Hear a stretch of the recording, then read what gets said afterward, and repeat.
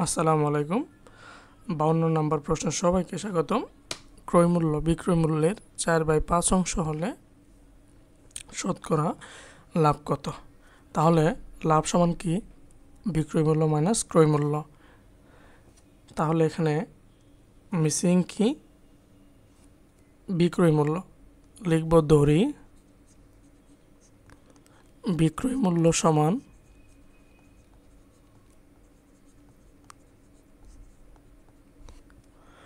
x টাকা। অতএব ক্রয় মূল্য সমান x এর 5/4 অংশ, মানে হচ্ছে কি এত টাকা। এখন টাকা লেখা লাগবে, তাহলে হবে 4x বা 5 টাকা। অতএব লাভ ইকুয়াল বিক্রয় মূল্য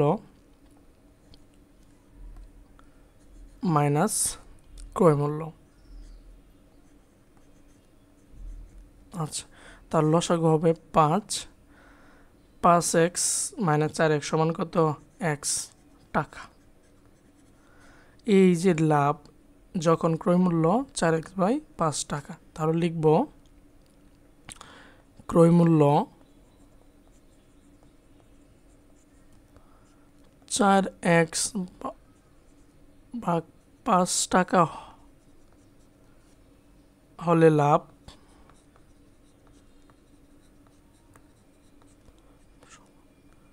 x ভাগ 5 টাকা। ক্রয় মূল্য 1 টাকা হলে লাভ,